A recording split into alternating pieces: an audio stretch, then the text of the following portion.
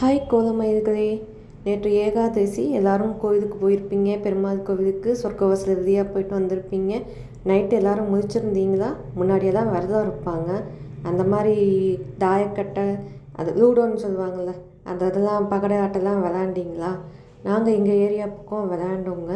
நல்லா ஜாலியாக இருந்துச்சு. ஏகாதசி அன்னைக்கு பெரும்பாலும் சாதம் வடிக்க மாட்டாங்க. பொங்கல், இட்லி அந்த மாதிரி டிஃபன் ஐட்டம் தான் பண்ணுவாங்க. மறுநாள் துவாதசிங்கிறதுனால 4 வகை காய்கறி, அதாவது 108 வகை காய்கறின்னு சொல்லுவாங்க. நம்ம 108 வகை காய்கறியை சமைக்க முடியுமா? முடியாதுல்ல. அதனால் இந்த சுண்டைக்காய் வத்தல்னு சொல்லுவாங்க இல்லையா, அந்த இதை வச்சோம்னா 108 வகை காய்கறிக்கு ஈக்குவல் ஆயிருமாங்க. எனக்கே இப்போ தான் தெரியும், பெரியவங்க சொன்னாங்க. நான் அதனால் அதை செஞ்சு கம்ப்ளீட் பண்ணிட்டேன். காலையில் அதை சாப்பிட்டது ஜீரணமாகணும் இல்லையா, அதனால் ஐஸ்கிரீம் கோலம் போடலாம்ட்டு ஒரு ஐஸ்கிரீம் கோலத்தை போட்டிருக்கேன். இந்த ஐஸ்கிரீமோட நாளைக்கு நியூ இயரை வரவேற்போமா? 2025 சில பேருக்கு கஷ்டமாக போயிருக்கலாம், சில பேருக்கு நல்லா ஜாலியாக போயிருக்கலாம், சில பேருக்கு ஏனோ தானோன்னு போயிருக்கும்.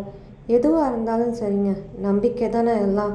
2026 நல்லபடியாக வரட்டும்னு சொல்லி நம்ம ப்ரே பண்ணிக்குவோம். ஓகேவா?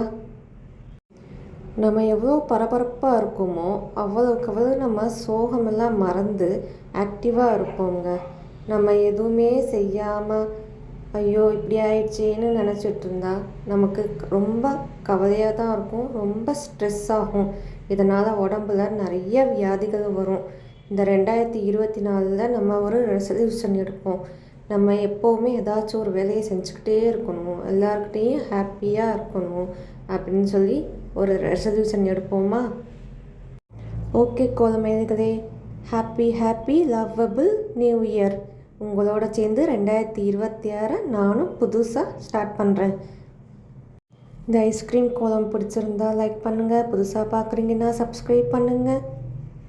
தேங்க்யூ, பாய். அடுத்த வருஷம் மீட் பண்ணலாம்.